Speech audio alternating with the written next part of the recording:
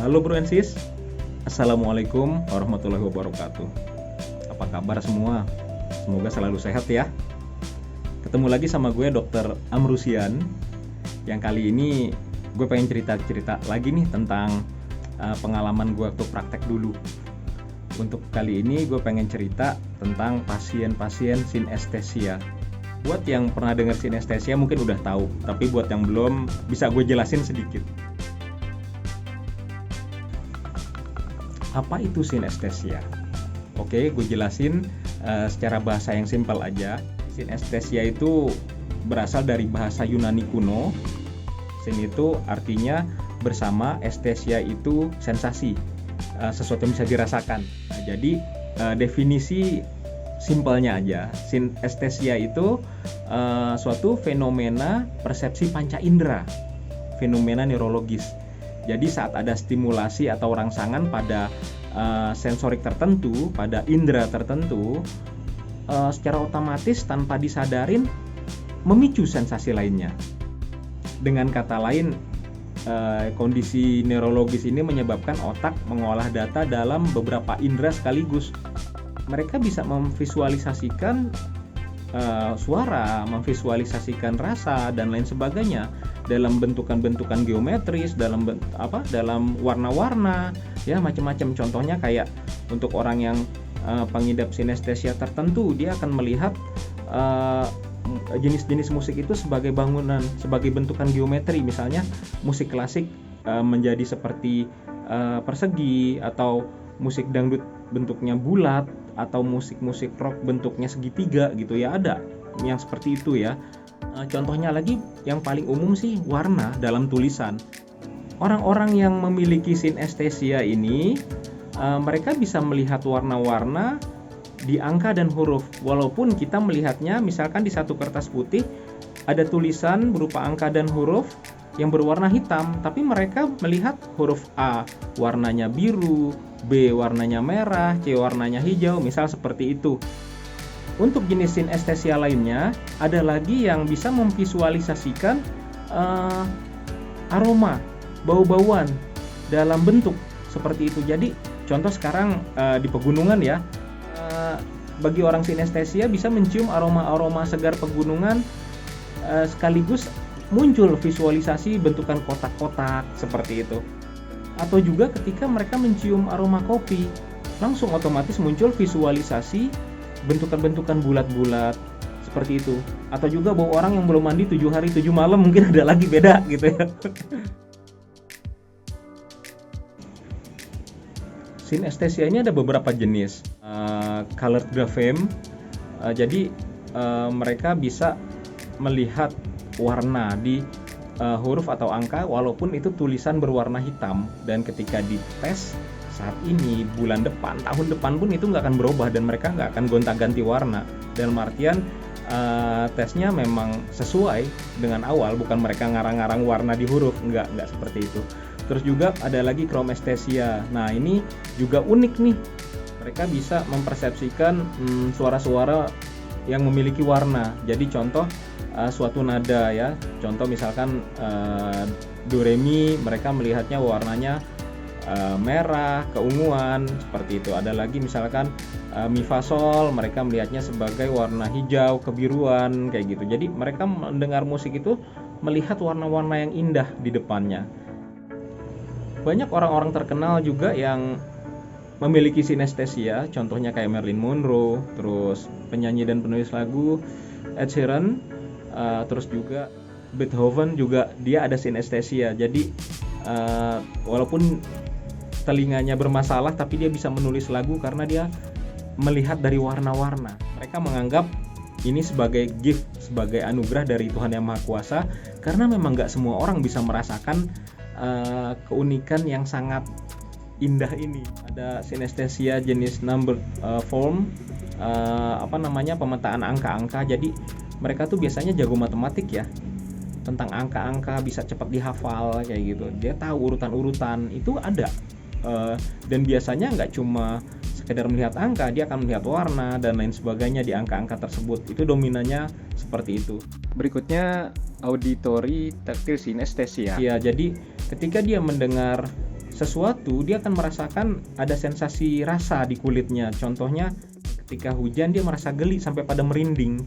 Yang paling ekstrim ketika dia mendengar suara apa dia merasa nyeri. Nyerinya nggak nyeri sakit banget, cuman dia merasa nggak nyaman. Berikutnya ada ordinal linguistic personification.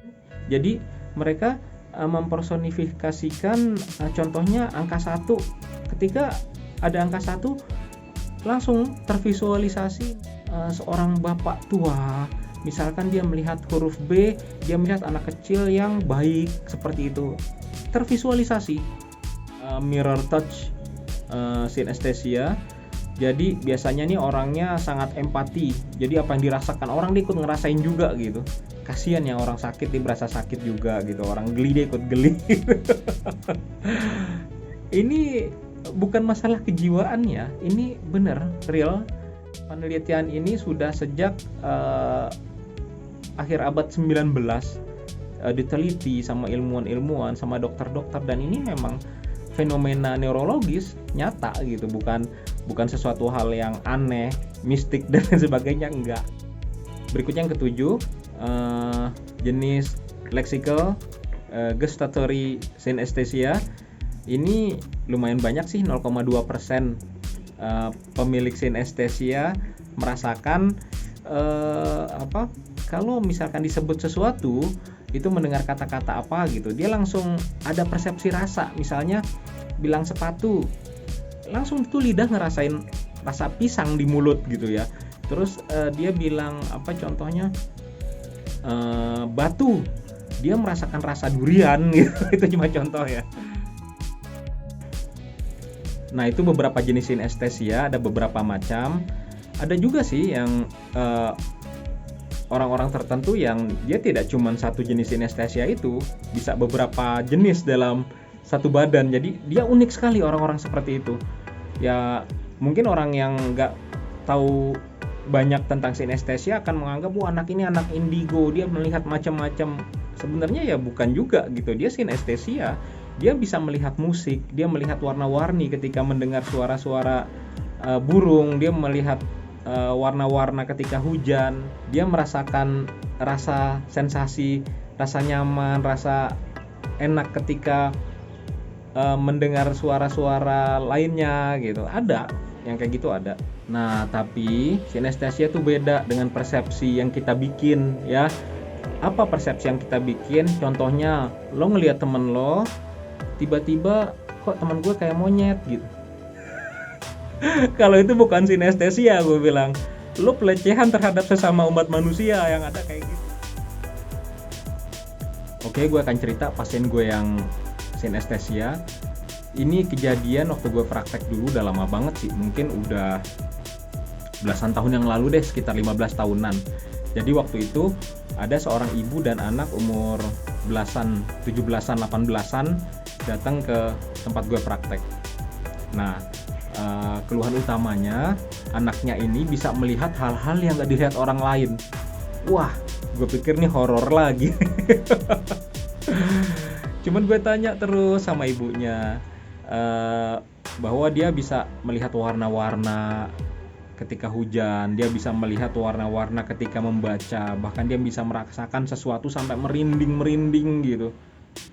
Ya gue langsung mikir dong, ini anak synesthesia sebenarnya gitu. Cuman gue nggak mau langsung diagnosa ke arah situ. Kemudian ibunya juga cerita, anaknya ini sering ngomong kesannya ngaco, ngelantur gitu. Nah kalau ini gue nggak ngerti deh maksudnya ngelantur apa. Cuman yang pasti karena itu ini anak dibawalah ke orang pinter katanya. Nah orang pinter ini apa gue juga nggak paham, profesor atau apa. Ternyata bukan. Ternyata paranormal atau dukun dan ahli ruqyah katanya gitu ya. Dan nggak sembuh. Ya gimana mau sembuh kalau memang itu synesthesia? Itu adalah fenomena ilmiah, fenomena neurologis yang seharusnya si ibu ini membawa anaknya bukan ke orang pinter, tapi dibawanya ke SPKJ atau spesialis saraf, SPS. Itu jauh lebih tepat. Kalau dibawanya ke orang pinter, sampai kiamat pun akan berpendapat bahwa anaknya kesurupan seumur hidup gitu. Karena synesthesia ya memang akan ada terus. Mungkin bisa lah, saya kurang tahu juga, mungkin spesialis SPS atau SPKJ yang lebih paham apakah bisa diringankan gejalanya. Cuman yang pasti, kayak gue bilang tadi, orang-orang yang memiliki sinestesia ini merasa ini adalah gift, karunia dari Tuhan, karunia dari Allah. Jadi mereka tuh happy-happy aja dan merasa istimewa gitu. Nah, kemudian gue coba tes nih pasien gue. Gue coba, tapi ibunya gue suruh, Bu, maaf saya pengen ngobrol berdua sama anaknya, boleh? Nggak sampai 30 menitan deh, karena pasien juga lumayan ada lagi yang ngantri gitu. Gue tanya ke pasiennya, Dek, apa yang dirasa?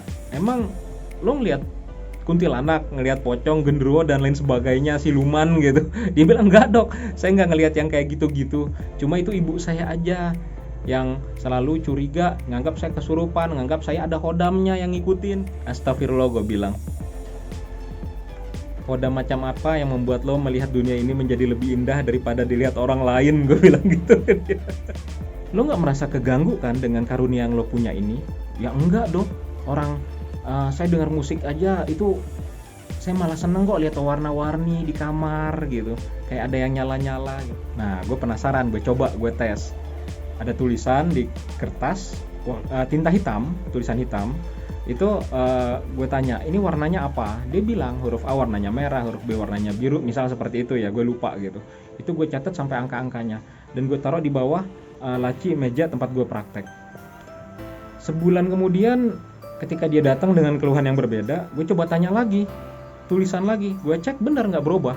Jadi kesimpulannya dia memang nggak ngarang, dia memang memiliki keistimewaan sinestesia. Akhirnya gue panggil ibunya, duduk sama anaknya, gue bilang, Bu, anak ibu jangan dibawa ke orang pinter lagi, anak ibu gak usah dibawa ke paranormal atau dukun dan juga ahli ruqyah, karena ini bukan kesurupan Bu, anak ibu juga gak ada khodamnya kok Bu, gue bilang gitu.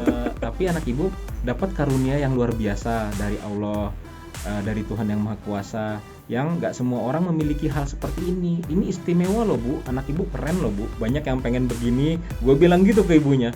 Ibunya, oh iya. Nah, karena ibunya datang, biasanya kan orang tersugesti datang ke dokter tuh harus dikasih obat. Ya udah, anaknya gue kasih vitamin aja, multivitamin biar tambah sehat gitu ya. Oke, bro and sis, sampai di sini dulu cerita gue tentang pasien sinestesia. Mungkin nanti kalau ada kesempatan gue akan cerita pasien sinestesia gue yang lainnya. Yang pasti gue pengen berbagi sama lo semua tentang kejadian-kejadian yang unik saat gue praktek, ya. Oke, jangan lupa buat subscribe, like, share, dan juga tekan tombol lonceng supaya lo semua bisa terus ngikutin cerita-cerita di video-video terbaru dari gue. Sampai ketemu lagi ya. Assalamualaikum warahmatullahi wabarakatuh.